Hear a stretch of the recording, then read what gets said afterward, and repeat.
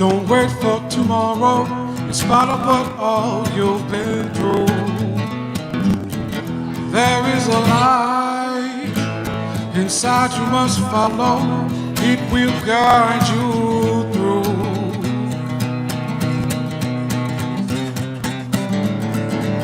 There's nothing in this world that can stop one who chooses to shine. In the midst of any darkness, look within, seek and then you shall find. Learn that you have wings and fly beyond what you think you know. Life is in the living, so start giving and just learn to let go.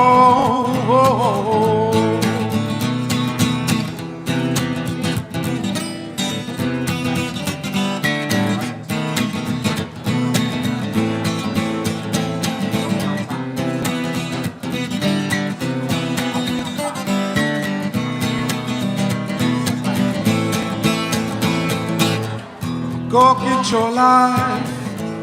Don't wait for tomorrow, in spite of what all you've been through. There is a light inside you must follow. It will guide you through.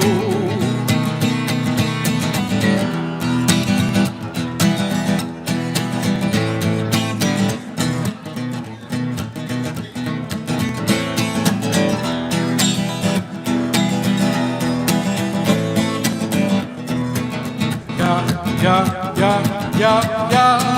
It's gotta be more than what I see. This world smoking mirrors, no longer deceiving we who believe in the light that's cast from inside, that shines in the world despite negative vibes through perilous times. A couple circles to recognize there are things far greater than saving 1,000 lives. The answer hides within the pools of our quiet eyes. Sit still for a meal, maybe revitalized. But the food is not a matter which is consumed. Quiet your thoughts in your heart and into the room of yourself. If I ain't not the only one that you see, we all are connected. Once you've been made aware. Hey, hey, hey, hey.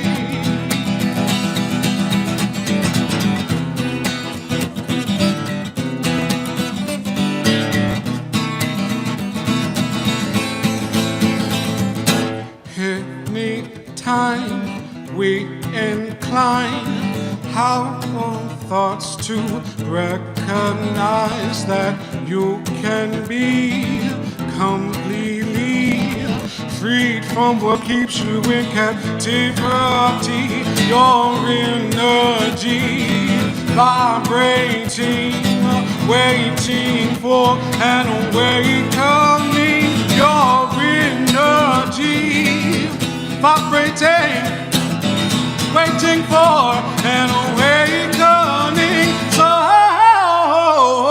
hey, go get your light. Don't you wait for tomorrow, in spite of what all you've been through. There is a light inside you must follow. It will guide you through.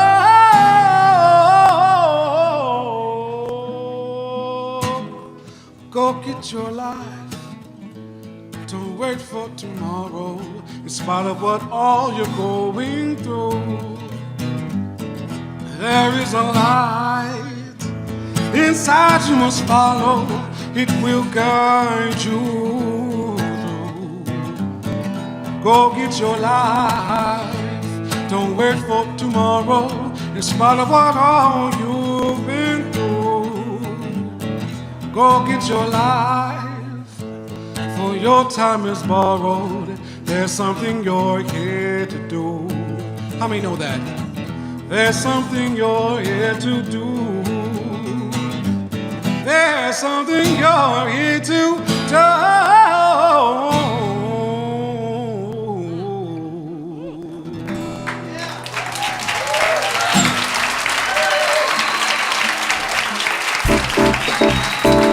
Haji Basim.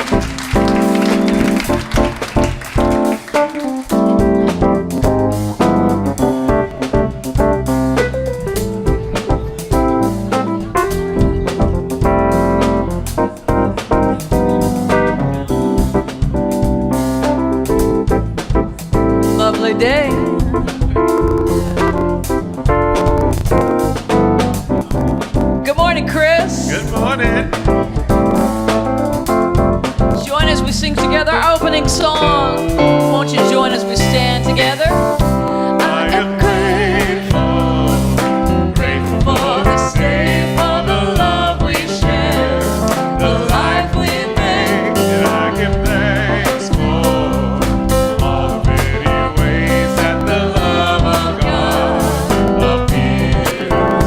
I am grateful, so grateful.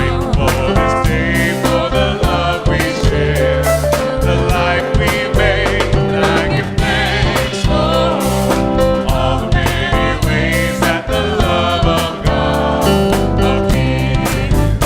I am grateful, grateful for this day, for the love we share, the life we make. And I give thanks for all the many ways that the love of God appears. I am grateful, grateful for this day, for the love we share, the life we make. And I give thanks for all the many ways that the love of God appears. Yes, the love of God is here.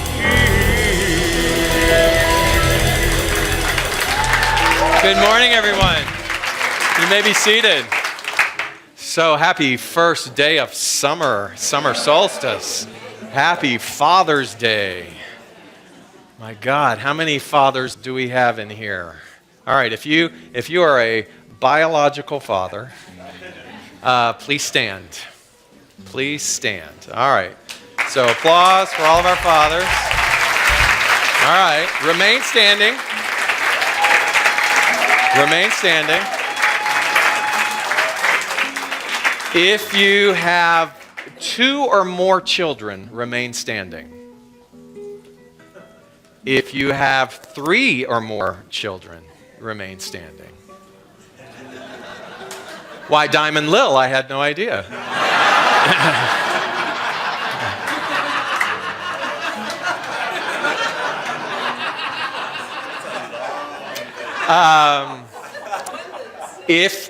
Where did I stop? 2 or more? 3. If you have 3 or more children, remain standing. If you have 4 or more children, remain standing. Oh, wait. Is it a tie?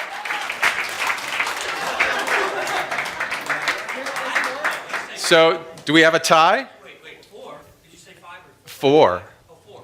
So, come on up here. Tell us your name. Come on up here. Right behind you. That's mine. So welcome. Share stories of survival. Talk about all your war, experiences. There you go. So instead of giving you a stupid tie or an ugly hat, you're getting our book for the summer, which is the Neville book. And thank you very much for being here. You're welcome. Happy Father's Day. Cool. Wow, and you're here. So today is going to be very different. Today we are going to be joining with our global, I guess you could call it church or center communities, particularly with Emmanuel AME Church in Charleston, South Carolina. And so as we do that, things will be a little bit different today, but we're going to look at father as a verb. Father as a verb, meaning to father our own consciousness and the consciousness of those around us. And so you pick the right day and a beautiful opportunity to be here to expand our heart and to heal together. And speaking of heart, here's Mr. Heart himself, David Aurelio, to tell you about what's going down today. Good morning. Good morning.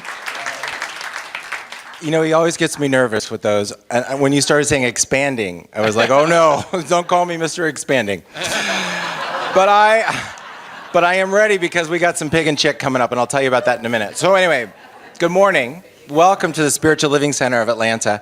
We are a center that recognizes everyone on their spiritual path, and we hope to be a place of great inspiration, thus allowing you to tap into your inherent greatness and to live the life you love. And as Reverend David said, at a time like this in society, we need to have that touchstone, that where you go to, where you feel confident and welcomed and loved and reassured, and we hope to be that place for each and every one of you. So welcome. It's good to have you here today. We do have a lot going on in addition to this beautiful Father's Day, so happy Daddy's Day to all of those daddies out there and those watching at home. We've got some stuff going on. I want to let you know, Super Soul Summer, signups continue.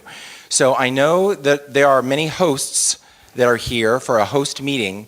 So if you are a host of one of the groups for Super Soul Summer, we are going to meet with you right after this upstairs and where we have the adult study group. And I'll be out to show you how to get up there. But it's up the back steps and to the left and another left. And then we'll do a quick meeting because I know you want to get to the barbecue outside. But we want to just give you the information about your groups. If you have not signed up for a group, it is not too late. We're just trying to get with all the hosts ahead of time.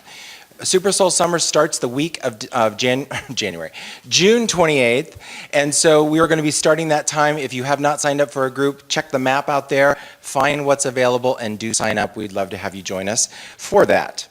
Daniel will be out there if you have any questions about that as well. The barbecue. Now, I've been teasing this for a couple of weeks, and I hope you came hungry because Pig and Chick will be here at 12 noon, and the kids, it's a promotion for the youth department and youth ministry, so they'll be outside selling. They've got chicken and they got pork and they got all the sides. So if you want to just get it to go, you can do that. We've got tables set up down below as well if you want to join here additionally. So please support the kids. Dads, eat all you want because there's plenty of stuff down there. Glee Spirit, that is the gay and lesbians and everyone else. They have an event this coming Saturday the 27th.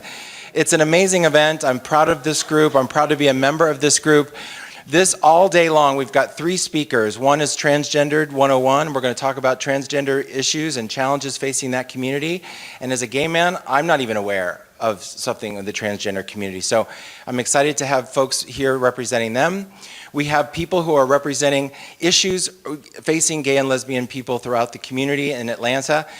There's a big decision coming up about gay marriage. So a lot of those things are going to be happening. We're going to be discussing a lot of the issues that will be facing all of us in community in Atlanta. And additionally, we're going to talk about the history.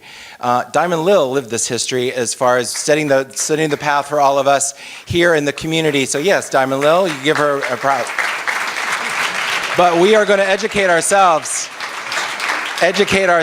about our past in this very large southern town of Atlanta. So those are the 3 speakers. That is completely free to everyone who is interested and wants to come.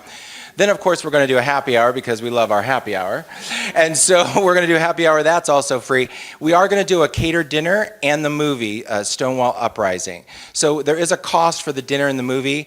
And if you are interested in that, that's what I ask you to buy the tickets for today because I got to have a count for the actual meal. So if you are interested, tickets are available outside. If you don't, that's okay too. You can join us that day. I just can't promise that we'll have food left over, but I'll try to fudge it, but I can't, I'm only so good. I can't make that all happen.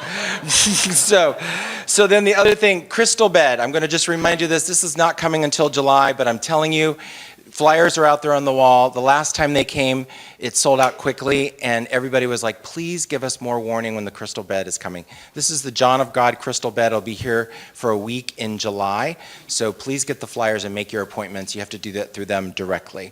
And this would be a great opportunity to shut off any cell phones you might have. It's a beautiful service. The first service everyone loved it, and it was a time when we did not want a cell phone going off, so please make sure that you shut those off if you could. Are there any first-time visitors joining us for the very first time today? If you could raise your hands. Stand on up. We'd love to welcome you. Welcome, welcome, welcome. Great to have you all here. What you're going to be receiving is a CD case. Please take that to our welcome and visitors table and redeem that for one of Reverend Dr. David Ault's talks especially selected for you. We will have our next new member orientation on August the 2nd, so please join us for that to get all the information about being a member. Thanks so much. Have a great day and a blessed week.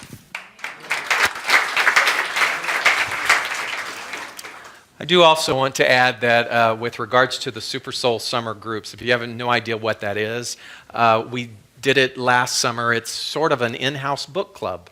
And we positioned it so that you could be in people's homes and you could have that intimacy gathered around 8 or 9 people and work on a collective book throughout the summer. We use our software program where I have a little video vignette, and then you are allowed to discuss the material. It was so successful last summer, and I just want to tell you that the book for the summer, it's called The E Squared, and it's by a woman named Pam Grout. And what I love about this book is she talks about everything that we talk about, the principle of manifestation, the understanding of energy, and your ability as an individual to use that energy by the power of your thought. And what is so fantastic is that she's outlaid it with experiments. And so each week you have an experiment where you are given something to go and to prove the principle of that energy within your life. And so how wonderful not only to do it from a practical standpoint, but to do it in groups whereby you are allowing yourself to sort of surround you with accountability. And so even if you're not going to be in one of the groups, it's an exciting and a wonderful, accessible, funny read where she takes these principles and just opens up a wonderful door for you to be able to look at how you can become comfortable with understanding your inner power. So again, if for whatever reason your schedule doesn't permit you to be in one of these groups, get the book anyway. It's just very fantastic. So if you would stand with me, take your programs. On the inside, we have what is called our Declaration of Principle. If you're visiting with us, we recite this together. I believe in one God, one absolute power and first cause to all things. I believe that this power is perfect love, and it creates out of a desire to express love. I believe that all thought is creative, and how I choose to think creates my personal experience. I believe in the unity of all life, and the immortality of the individual soul forever unfolding. I believe in the eternal goodness, the eternal loving kindness, and the eternal givingness of God to all. If you remain standing, our song this month is in the handout. It is God is my source.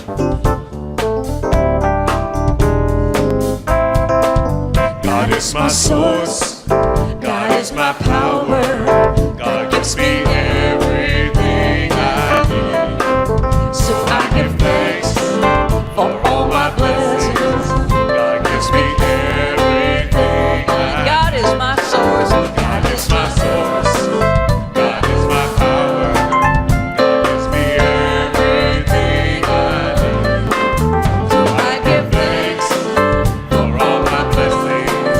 God gives me everything. Love is my source. Love is my source. Love is my power. Love gives me everything I need. So I give thanks for all my blessings. Love gives me everything. God is my source, God. God is my source. God is my power. God gives me everything I need. So I give thanks for all my blessings. God gives me everything I need. God gives me everything I need. God gives me everything I need. Please turn to those around you and say good morning and welcome.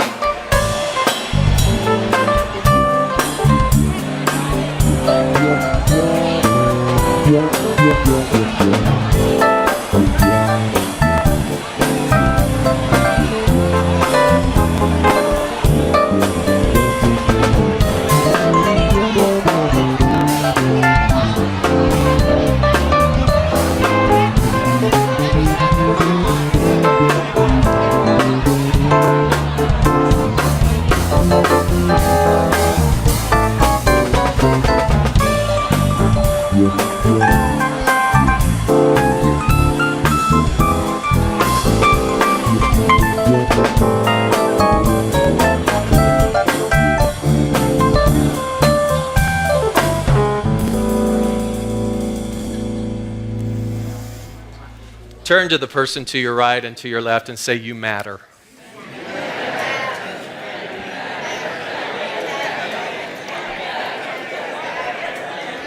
You had to coordinate that, didn't you, with your neck? Because they were looking that way. When you, But you do, you matter.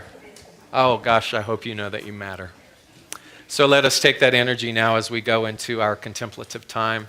It's always a great idea to prepare yourself, not just mentally, but physically. So if you would, take everything off of your lap, take a deep breath in. It's always wonderful to position your body as if you are receiving a gift, as if you are creating that intention to be in that flow of the divine. And we welcome today for our prayer the wonderful Kathy Daniels.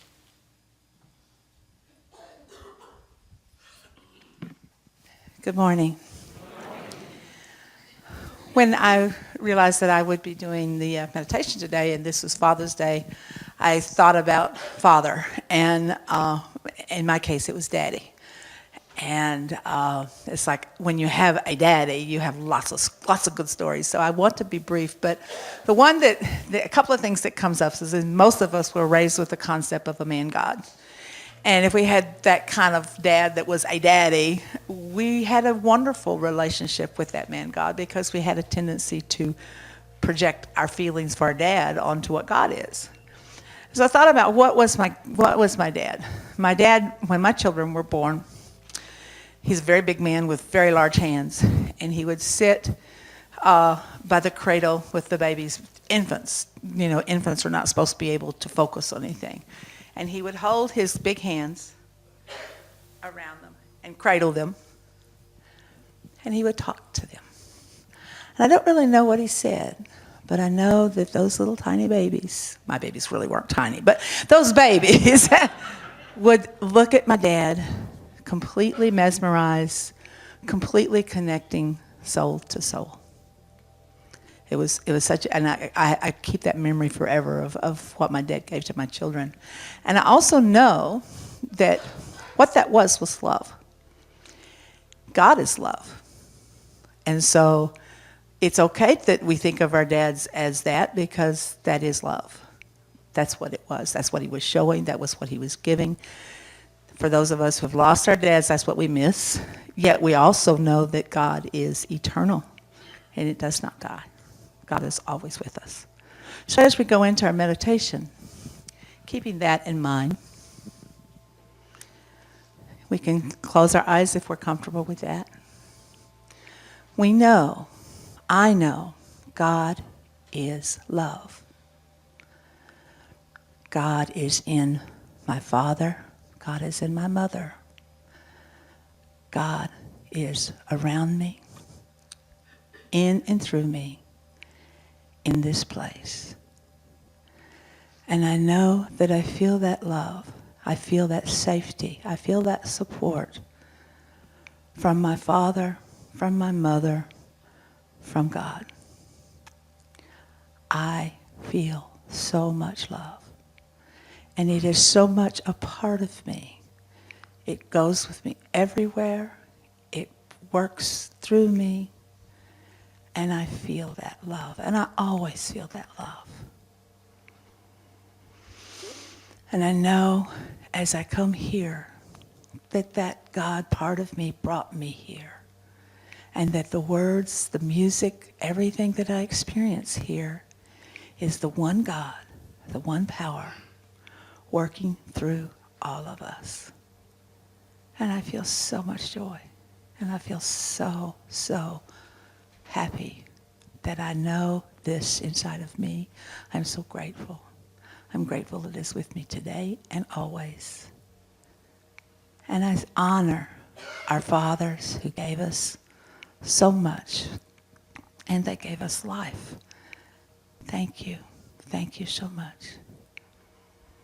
And as I release these words, I know that they will come true because God always says yes.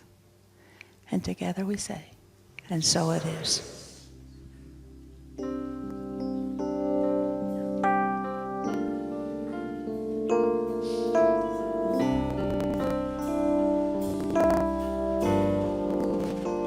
With every prayer, I breathe the heart of God.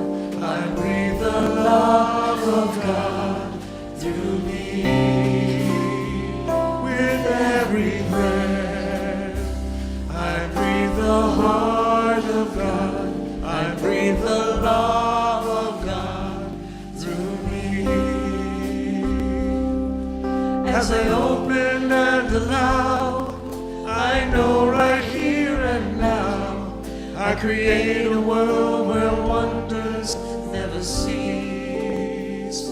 With every breath I breathe the heart of God. I breathe the love of God through me.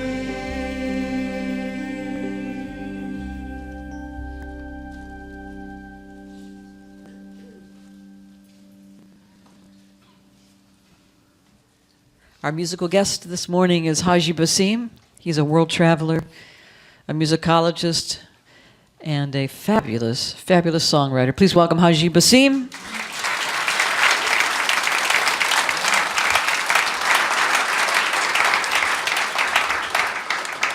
Greetings, greetings, greetings. I remember I was in India about 4 or 5 months ago, and I went there among other things, but I learned how to play a sitar.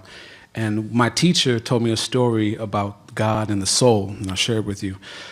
God was talking to a soul one day and asked the soul to enter into this human body to have an experience. And the soul didn't like that idea because the soul's nature is freedom and it goes as it pleases, so it wasn't too hype on the idea. So God, in all of her wisdom, decided to tell an angel, Angel David we'll say, to begin playing some kind of a string instrument or something and play in the key of love. So the soul began to hear this beautiful melodic noise and wanted to express it or experience it more deeply. So the only way that was possible was by entering into the human body. So slowly but slowly, the soul maneuvered its way into the body and had this beautiful experience. And music, the first vibration in the beginning was the word for those of y'all that grew up and all that, is powerful. And music is love. So in lieu of that, this song is entitled, Let Love Lead.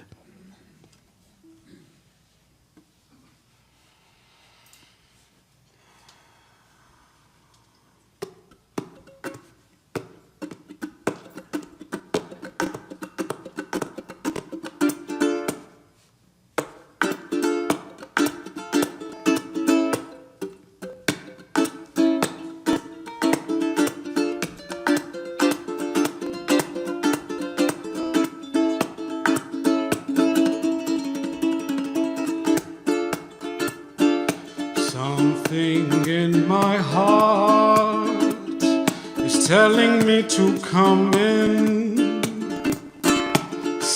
and light the spark that starts a new beginning. Let love lead the way. Hey, hey, hey, hey, hey, hey, hey. In everything you say. Hey, hey, hey, hey.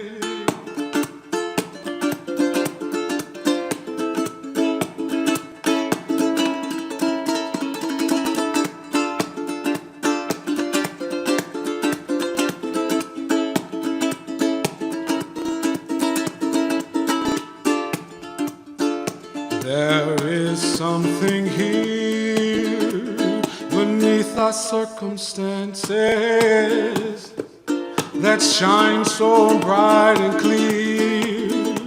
So many are the chances to let love lead the way. Whoa,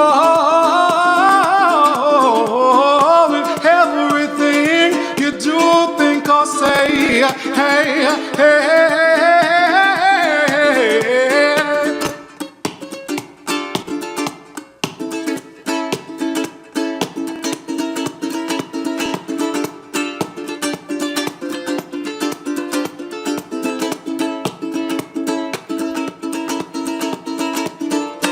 Let love lead the way. Oh, oh. In everything you do, think or say. Hey, hey, hey, hey, hey, hey. Let love lead the way. Whoa. In everything you do, think or say.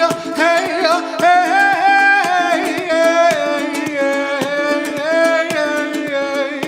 hey, hey, hey. love lead you. Thank you. Blessings.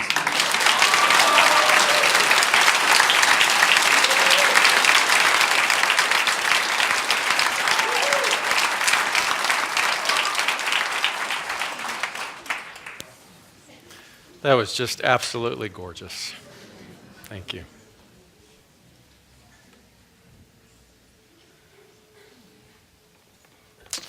I remember years ago when a gunman walked into an Amish school and started to shoot in that one-room classroom. The thing that was just so powerful was the fact that that community prayed for that gunman. And then to watch as that was repeated by the family members of those who lost their lives at Emmanuel AME, that they stood and they prayed for the beauty and the soul and the truth of that man to come forth, wherever it was in the lost inner workings of his mind, that somehow there was forgiveness and redemption there. And to be the kind of person where that becomes our first response. You know, that is the call of consciousness. Every week we read this in our program. I believe in one God, one absolute power and first cause to all things. Not some things, not the pretty things, not the things that we love, but to all things. I believe in one God who has its origin and is exemplified without fail in all things. And then I look at the last line. I believe in the eternal goodness. Not some goodness, not seasonal goodness, but eternal goodness, eternal loving kindness, and the eternal givingness of God to all.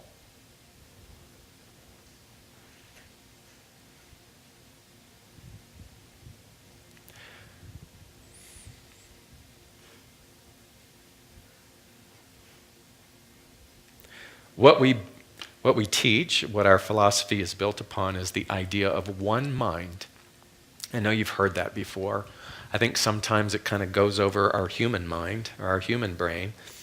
But what does that actually mean? One mind means that which is the mind of source, the mind of intelligence, the mind that created worlds, the mind that exemplified itself through all of the genius that has been handed down through the legacy of invention.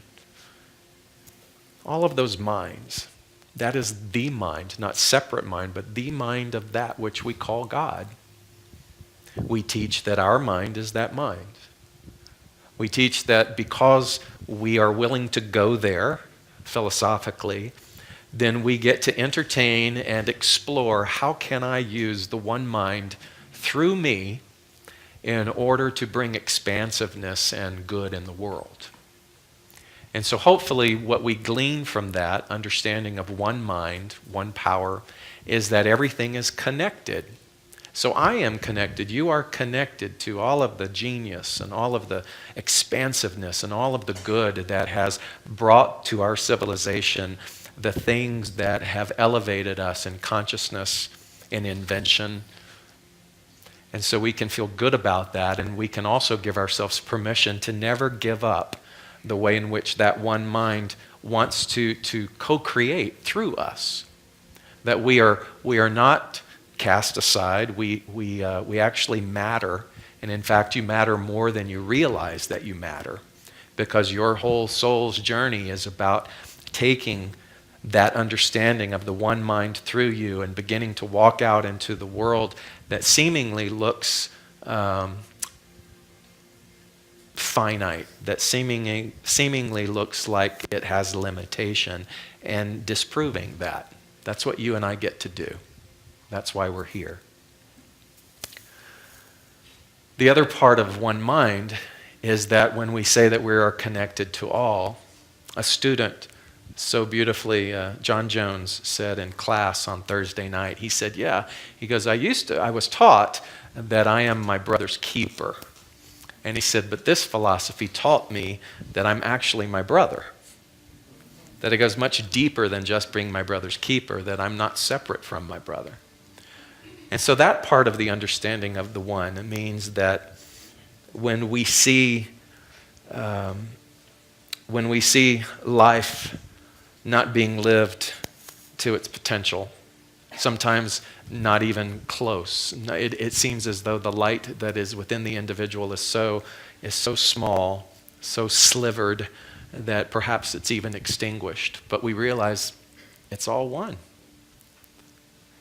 So our immediate response, hopefully like that Amish community and like those who loved their family in Emmanuel AME, go to that place where they recognize that the person who committed the act is also a part of the one. And that's where it gets hard. And that's where we look at things and we go, oh yeah, I say that every week. I believe in one God, first cause to all things. I believe in the unity of all life. I believe in the eternal goodness. And this is where we get to prove it, that we actually mean what it is that we say. And so in our humanity, it doesn't make sense. And in our humanity,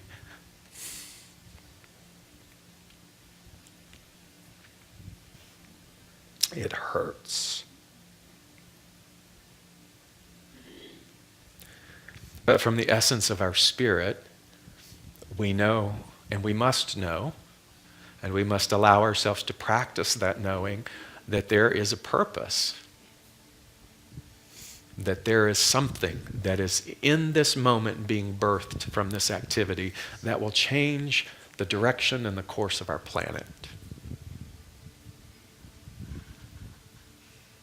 And so I look at the actions of humanity, both currently and historically. And we all see man's inhumanity to man. But I want to tell you and remind you of your personal power and the power of this collective. You've probably heard this story before, but it bears repeating. It's called the 100th monkey theory. And this was scientifically proven that in a strand of islands somewhere off in some ocean somewhere, I don't know, we'll call it the Caribbean, I don't know. There were all of these different separated islands. And on one particular island, the monkeys that inhabited that island always would go and pick the sweet potato, and they would eat the sweet potato in a certain manner. Except for one monkey. He decided to take his sweet potato, and he went for whatever reason, and he was compelled to wash it at the banks of the river, of the ocean. And in so doing, he removed the grit, and then he was able to eat the meat of the sweet potato without the grit. And he continued to do this. And pretty soon, all of the other monkeys on that island observed what it was that he was doing, and they too began to take their sweet potato and to rinse it off before they would eat. And thus it became the norm of the activity. It became, we can say, the consciousness of that particular inlet, that island, for the monkeys to eat that way. And lo and behold, in the string of the other islands that were separated by masses of water, those monkeys on those islands started to do the very same thing. They started to wash their sweet potato before they would eat it. And as the scientists gathered the data of this, they realized that mind is not isolated by space, that when you get a collective joined into some activity, it literally takes that activity or that choice vibrationally and transfers it to the next pocket of civilization and the next pocket of civilization. So from a spiritual standpoint, we realize that just because we engage in a particular activity in the space of this room, that the activity doesn't stay in this room, does it? that, like that 100th monkey theory, the activity and the consciousness that is established as a community travels to the next pocket of civilization, to the next pocket of people, to the next pocket, so much so that we create a global change. And any wise sage and teacher has known the power of consciousness to be able to do this. And so I had a talk all prepared today, and I'm not going to do that. Instead, what I want to do is I thought that I would bring up a couple of microphones. And I wanted to ask if you would be so kind that those in our membership who are African American, if you would be willing to come and speak from your heart about anything. And before you do, I just want to speak the names of the 9 individuals.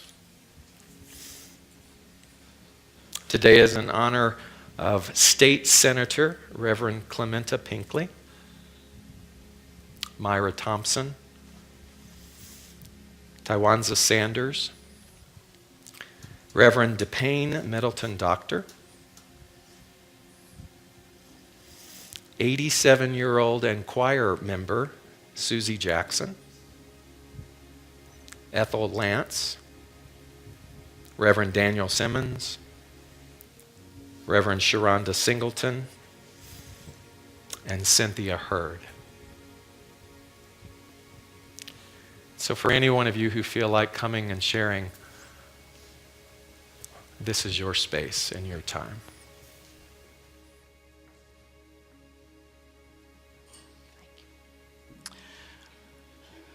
Good morning. My name is Madeline Hammond.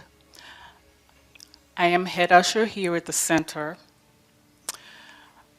but I'm also a human being. When I heard about the event at the church in Charleston, my first question was, why?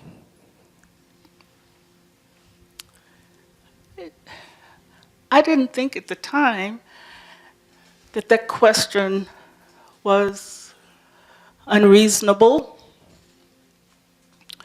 But then I began to think,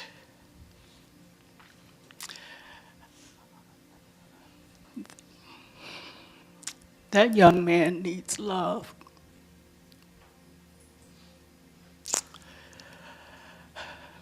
It's very easy to express love and feel love for the people who lost their families. And it's very easy for us to wrap our arms and love and emotions around them. But that young man is lost and doesn't know he's loved. Initially, I didn't care whether he had love.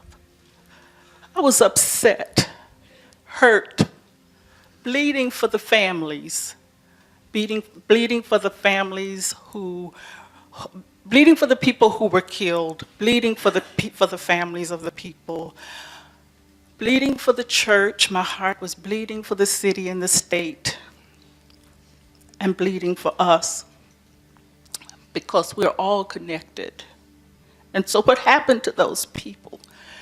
And the feelings that they felt are the feelings that I'm sure many of us felt initially. I was raised and grew up in the civil rights era and worked in a civil rights office. That should have taught me a lesson that many people have not changed, that the passage of time has not changed people and their thinking. But it's not just the thinking about African Americans, it's the thinking about anyone who appears to be different. And that's what we need to wrap our arms and our minds around. We need to send love to those who feel that way towards individuals who think that because they're different, we should ignore them. We should say they're not equal, they don't deserve equality. That is not true. One of the things that I love about this church is that we all may be of different races, but we do love each other. There is love in this church. When you walk through that door, I know I feel love when I walk through that door. I know whenever I've had issues, I've been able to come here. This church has opened up its arms and its heart to me. I invite you that if the same thing occurs with you, that you know this church is here for you. One of the reasons I stretch my arms out and hug people is because I get back what I give. I was raised in a home that taught love. I want, as an adult, to express love and also know and remember that I have a source that I can go to, that always reminds me there is love. Let love support you, and let this church support you. Thank you.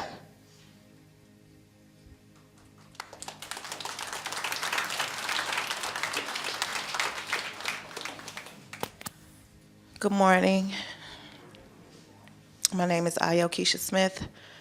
I've been in the teachings for probably about 8 years.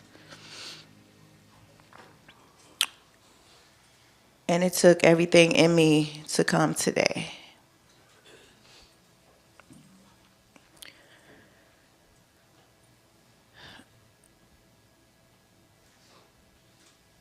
But I had to be reminded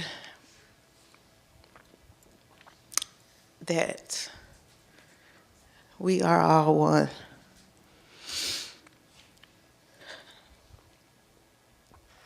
I wasn't going to come today because I was angry, I was hurt.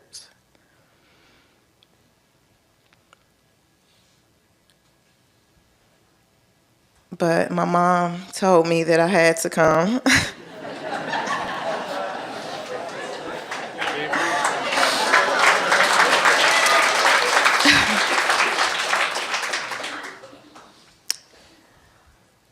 And that this is where the teachings come in. This is where it matters. In situations like this when, you know, we can say we love everyone and that we are all one. And I even have a tattoo on my arm that says one. But if I can't forgive and just know that we are all one, and just as people look at differences, if we were to join together and look at our oneness together, that this would never happen. We have way more similarities than we do differences.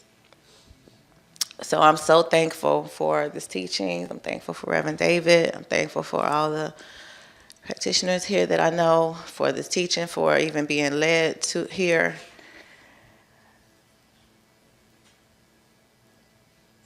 And I'm thankful my mom made me come today. I feel so much better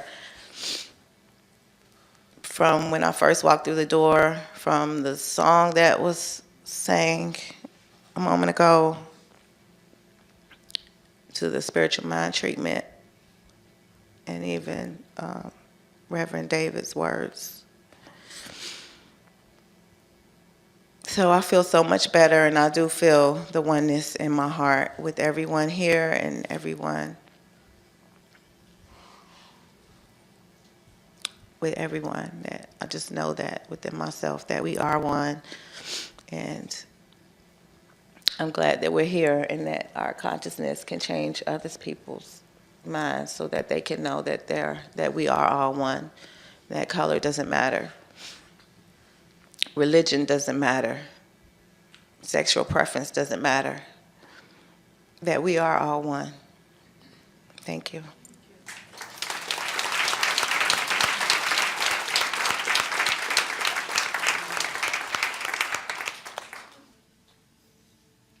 Namaste. My name is Seer Ash Lamaz, and when I first started taking notice of this information, I don't get a lot of the news, and when I saw it, it drew me in because it was just so deep. It was so much, and a part of me, I felt anger, of course, about the situation, but then I began to feel more anger when I went across Facebook and saw so many people saying negative things about how these family members immediately began to forgive, and I saw so many conscious people post unconscious things. And it immediately put me into contact with, it's time for us all to come higher into the divine mind. And so many people are hurting and struggling that people like this young man may not really know how to express themselves as much as most of us in this room do. And it causes an acting out. And I would like us to be mindful of the people who have that hurt as well, because so many people need to hear from people like us. We take ourselves for granted a lot, because we see ourselves every day. And we just think, oh, I'm no one. But sometimes you say things that change the lives of others in a positive way, and you may not even know it. You may never see them again or anything. You may make a post that inspires someone, or even help someone recognize that they were about to do something that they did not need to do. And I was humbled at the love that these people expressed so quickly. I made a post and said, don't be mad at these people, but I had to be honest and say, now I could not probably do that as swiftly as they did. And a lot of the times we hear people like ourselves say, I'm conscious, I'm not like these Christians or what have you, but here they were standing in something that a lot of our people need to ascend to, So I was really humbled, and that ministered to me to be able to accept the fact that I saw myself coming up a little bit more. Because when you recognize it because you have become there. And I said, wow, I must now be able to do this immediately, no matter what. Because we're all connected. If they can do it, I can do it. And I'm so thankful for the teaching in this house. It's just like life transforming, so many positive people, open people that share their energy. And I'm thankful to be here. I'm thankful to be a part here, And I'm thankful for this teacher here because, they come a dime a dozen. We can all out there act like they're just all over the world, but yeah, in various places, So I'm thankful and I am humbled. And I just ask that we try to send out positive energy to everyone because they need it. And we need it. Thank you. Namaste.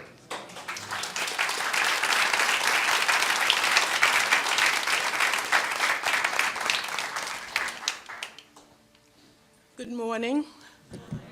Thank you. My name is Amy Johnson, and I really appreciate this opportunity to share these thoughts with you. When I saw the young man's picture, I could see the pain in his face.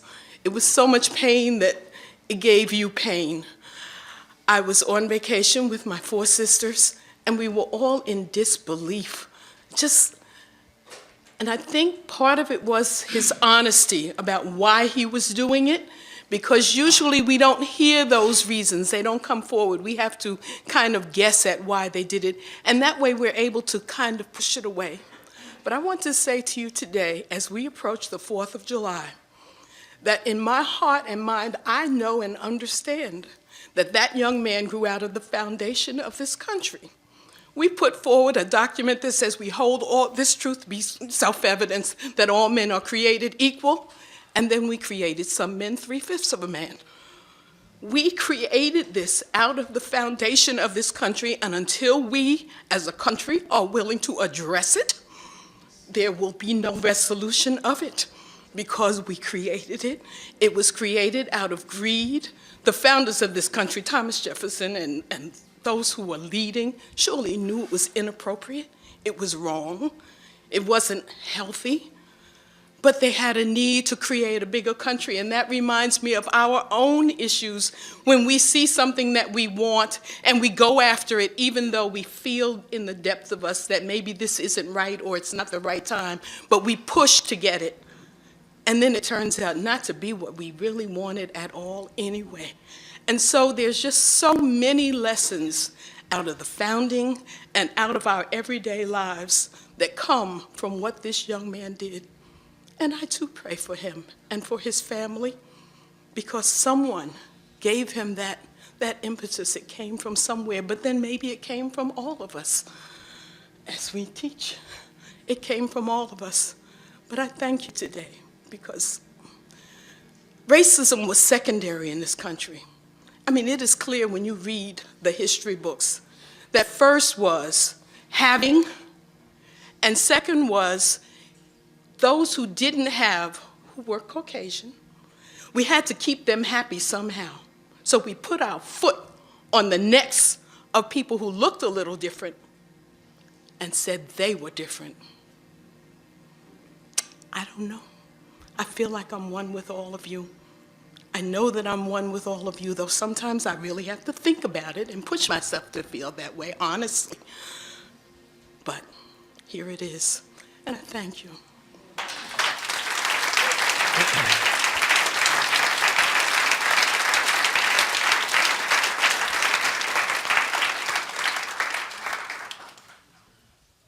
I wish I could say that I'm ready to forgive. I have a son. I'm a religious science, a person who studied religious science for many years, practiced it. They want to hear you. Can you hear me? There you go. I'm a therapist. About a third of my practice is Black men.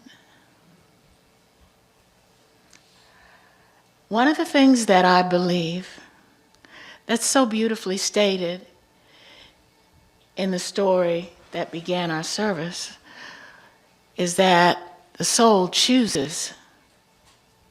Soul is a part of a divine plan, and that we choose to provide experiences in the human form.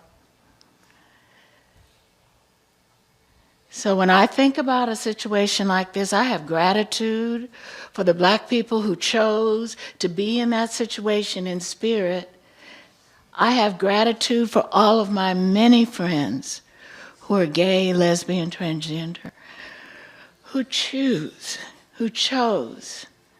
to walk in this human reality and to experience the truth of hate and fear. So when I go through my resolution and my journey. And it is a journey because some days I feel love, some days I'm a civil rights person too. I was out there in the streets with the Black Panthers, honey. So, this is a history lesson. We are in a sea change.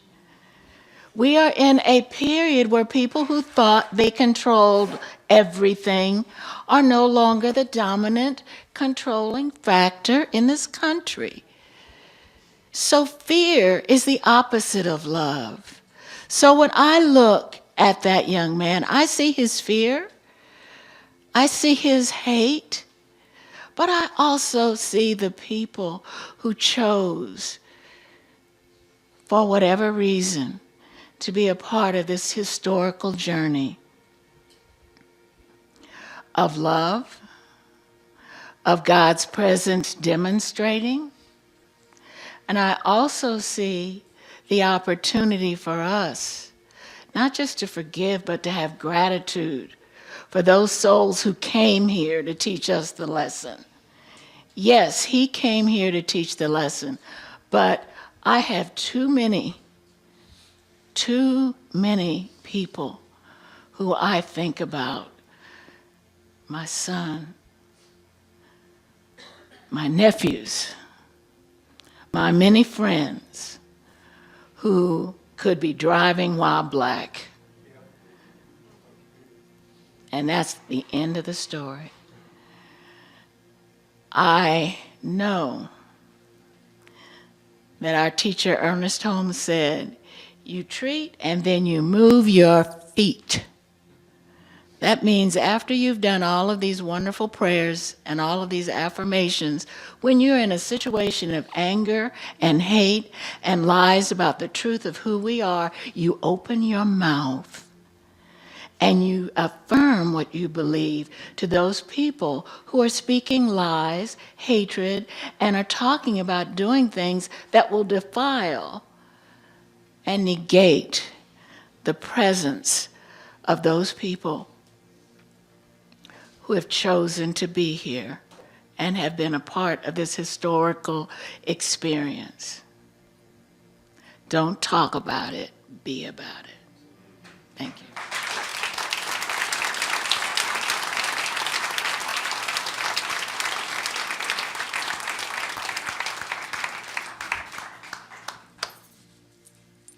Good morning. First, I want to give homage and grace to God in this universe and for David Ault.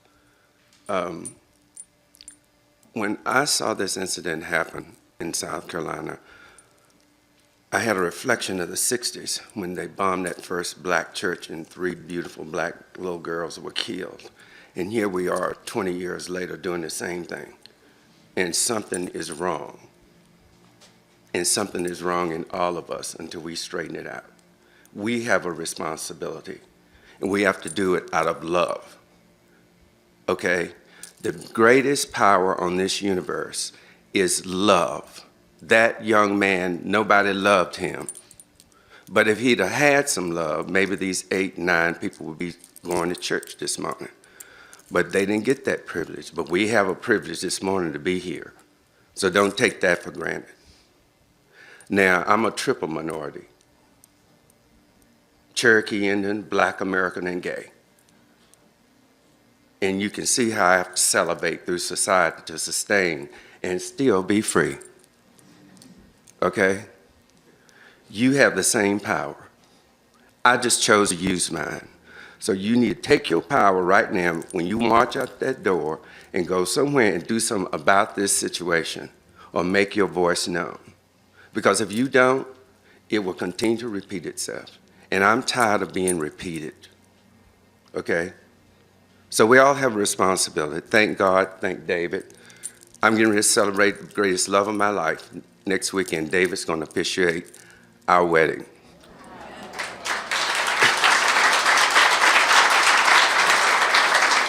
And let me tell you something, it's not gonna be about gay marriage, it's not gonna be about commitment, it's gonna be all about love. We're turning it into a fundraiser, okay, to help some people that are less fortunate. So if you got love in your heart and you need something to do, you got to have that love in it. Thank you, David, and thank you.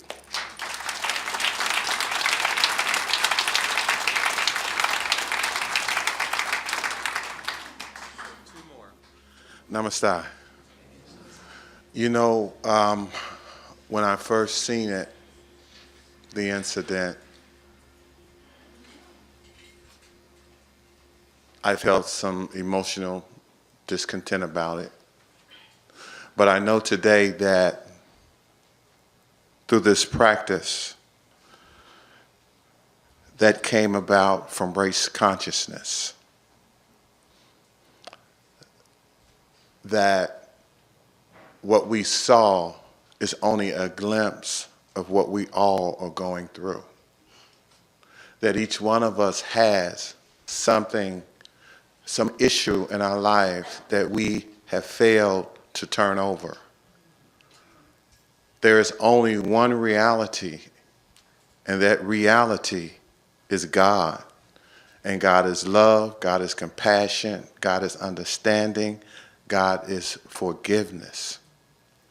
And until I learn how to forgive myself with what I'm going through mentally, emotionally, and physically, I find it impossible to forgive somebody else. So the work begins with me. In recovery, it says that recovery is an inside job. I uncover to discover who I am and whose I am.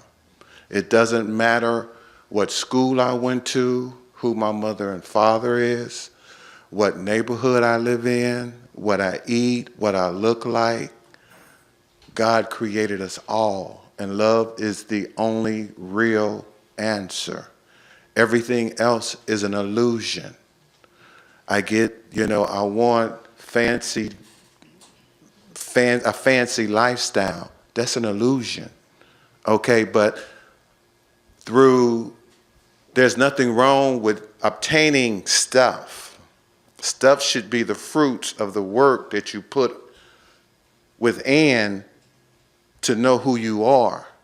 This person did no work to know who he was, and he was going on the anger and the bitterness of some self-righteous indignation of sick people that he grew up with that didn't go to a place where there was some healing available for them. We are blessed to be able to come to a place where we can have some healing. I look at Mother Teresa. She didn't have to go to Calcutta. She come from a wealthy family. She didn't have to go walk in the streets and take care of all them homeless people. Martin Luther King didn't have to die like he did. The Kennedys didn't have to die the way he did. Malcolm X didn't have to die the way he did. But we all are here to do something. And this center is showing me that I need to stand up and be a candidate for what I was born for. And racism has become the elephant in the room. We can no longer pretend like you don't know what racism is. We all are victims of racism. This is not a black problem or a white problem. It's a universal problem. And until we learn how to wrap our arms around our wholeness, we, through our own decision, will stay sick. Peace is available to us all, and I thank Reverend David, and I thank this teaching, and I thank Ty and Penelope and everyone that put this center together to allow me to be able to understand that I am not on this journey by myself. But I can't wait on somebody else to do something that I'm responsible for doing myself. My thoughts create my world. I'm free today because I have the consciousness of freedom. I have the awareness of freedom. And y'all gave me the tools so that I can be free. So no matter what I see out there on television, and I'm an MSNBC addict. That and Young and the Restless. If I'm not, and I'm like, oh my God, I go from one extreme to the next. You know what I'm saying? I'm like, oh my God, really? But it's through coming here and finding out who I am and whose I am. Love first has to come from within, because what comes from what I have within radiates what's out. So what am I putting in? You know, and it was revealed to me that I might need to stop looking at MSNBC. So David, I love you and thank you for everything.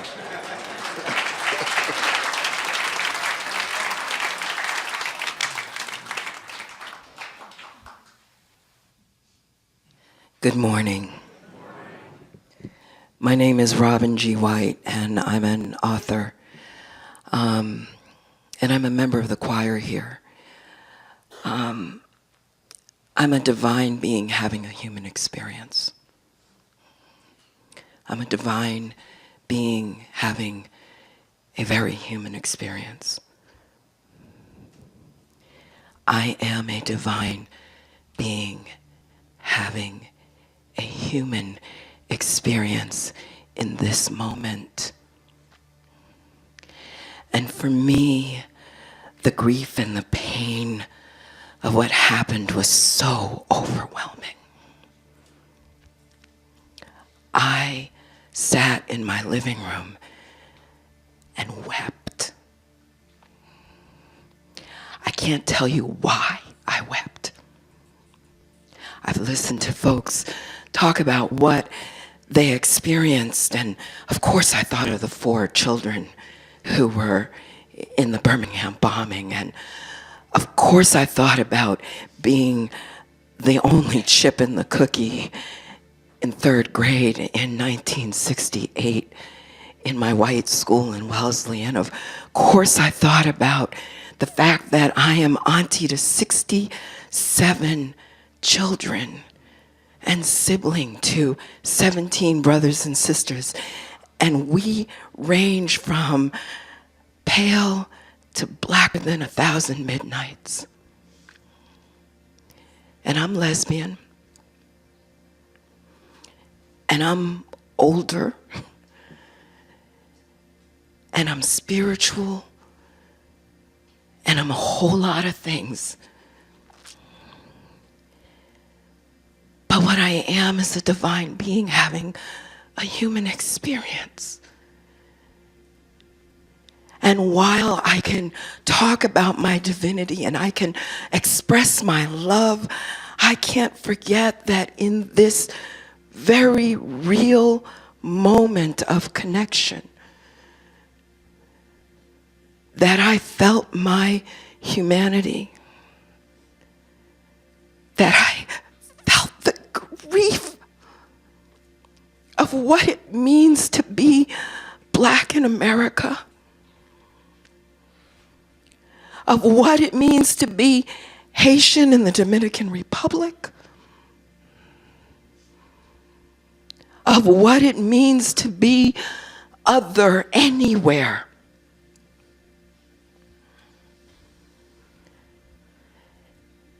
Yeah, breathe. Everybody, please just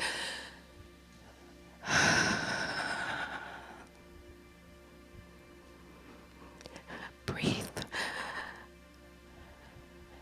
I'd like to ask that you just take the hand of the person next to you.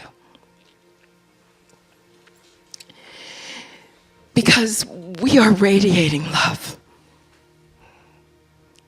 Everyone in this room is a believer. We are healers.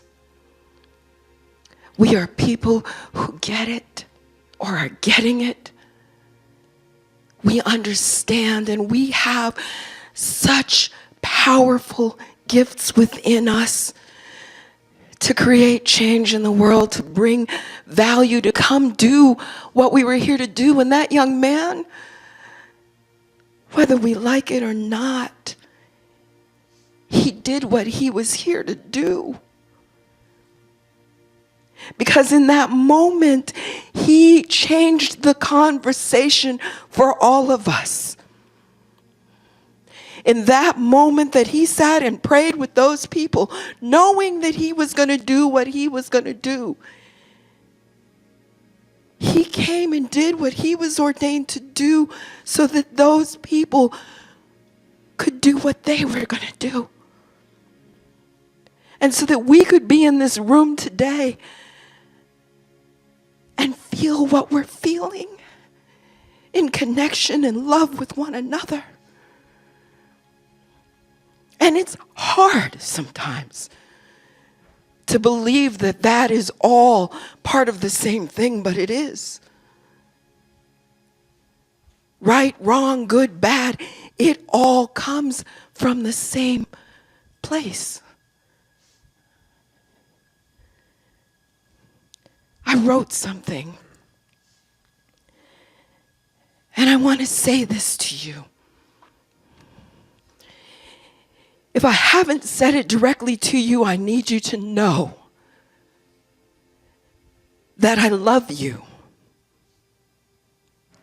In all of our complexities, I love you.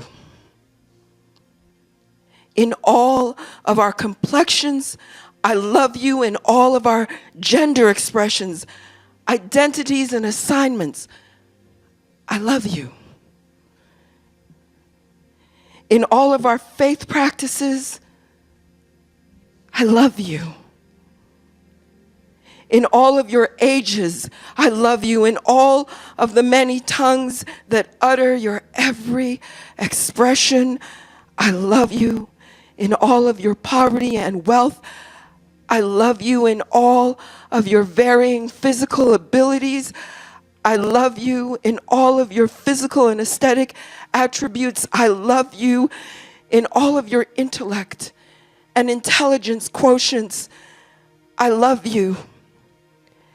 In all of your fears about me, who I am, what I represent to you, I love you.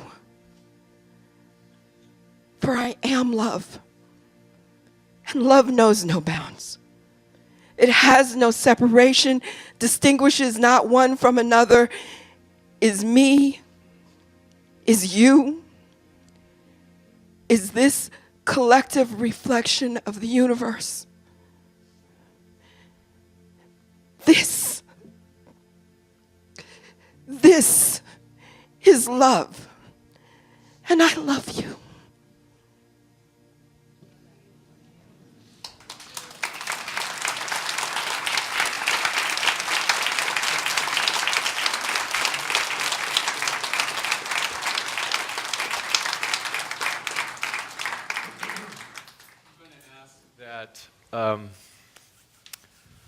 All of those who are African American, if you would please stand.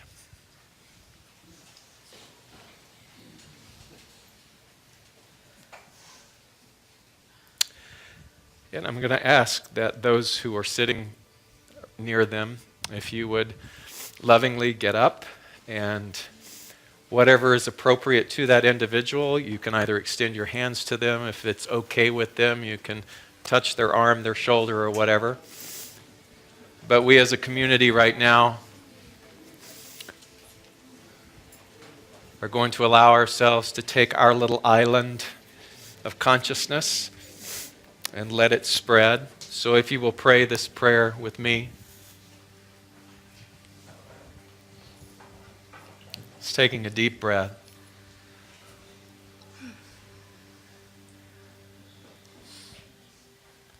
What I know in this moment is that I am in that place of love that was so eloquently spoken of. And in that place that knows only authenticity, I now reach out to you, my brother or my sister, and I humbly apologize for the historical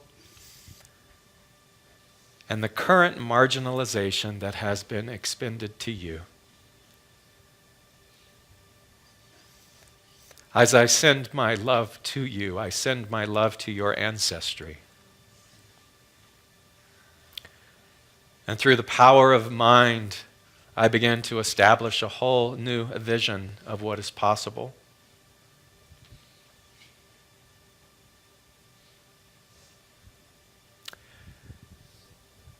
And I now let that which is the divine begin to create the ripple effect that will no longer abide by this marginalization, but will stand triumphant hand to hand, heart to heart, skin to skin, and know that the only reality is love. May it forever be so, established here. And I'm going to ask our beloved Dana Robinson if she will close our prayer with her wise words as you continue to love those people that you are with. Our lives are wonderfully orchestrated. That even in hearing my voice right now, you have met me, you know me. I am humbled to be in your presence and forever grateful for our encounters. Love is all there is. See it, know it, live it. The world heals when we see healing. The world mends when we let go of separation and wars. The world starts within our internal landscapes. We are the creators. We are the healers. We are the peace that we seek. Let us build together as one. And together we take a big collective breath and we say, and so it is. Will you do me the honor to just sit and let us give reverence to our beloved musician, Haji, as he comes and shares one last song? We are not going to send the offering plate around. Instead, what I'm going to ask is that if the ushers want to hang out outside the doors, then if you feel so led to contribute to our community, we graciously accept. But I want you, for our last few minutes together, please give our love to the wonderful Haji.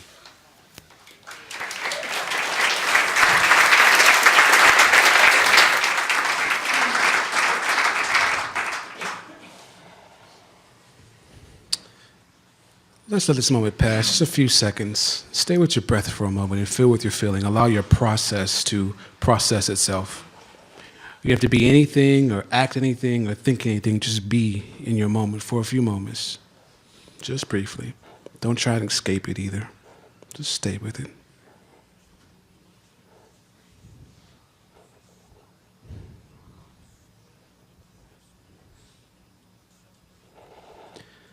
And in the spirit of gratitude, be very, very grateful that you have this place to come to, because so many don't have the opportunity to process what's going on, and guilt and anger and torment and injustice is eating them alive right now.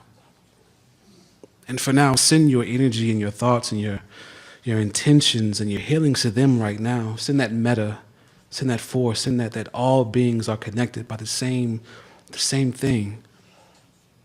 And be grateful and have gratitude for where you are right now in this seat with your brothers and sisters, being able to share in your process. And with that said, my last song is entitled Shine. And let us go forth, even now as we sit right now, and shine. Thank you.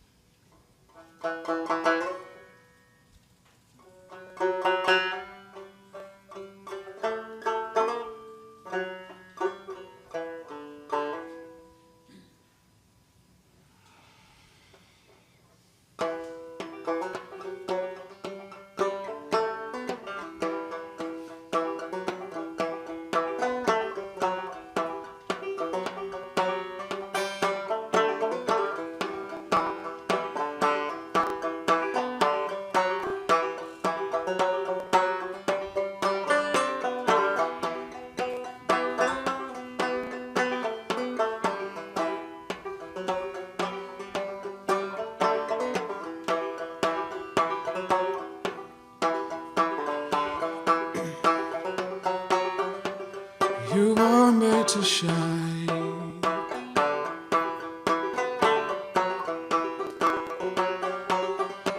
Be still and close your eyes.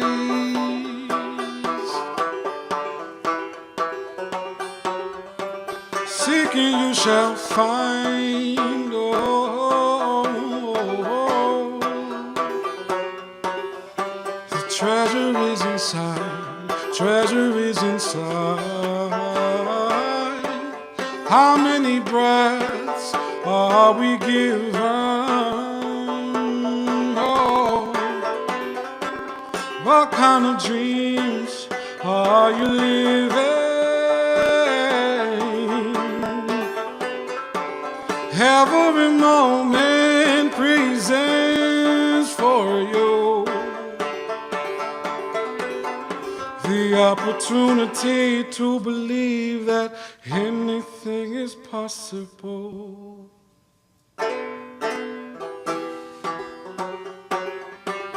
You were made to shine.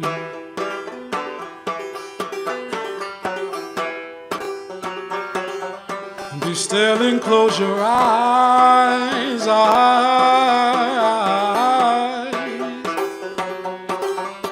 Seeking you shall find. Oh, the treasure is inside. Treasure is inside. How many breaths are we given? What kind of dreams are you living? Every moment presents for you the opportunity to believe that anything is possible.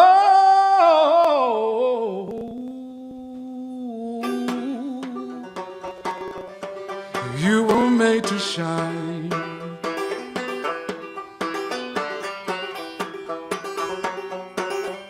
Be still and close your eyes.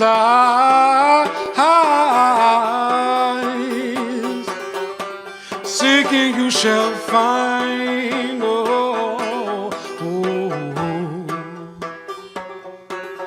there's a treasure inside. The treasure is inside. The treasure is inside. Treasure is inside you. Thank you. Blessings. Blessings.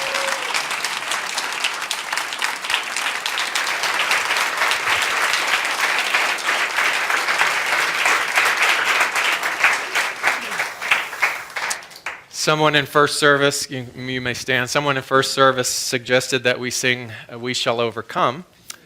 And let's change the words a little bit. We have overcome today. If our practitioners will line up and let us sing through that a couple of times. We have overcome. We have overcome.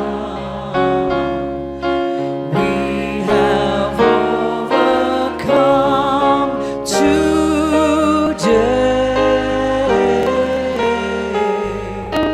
Oh, deep in my heart, I do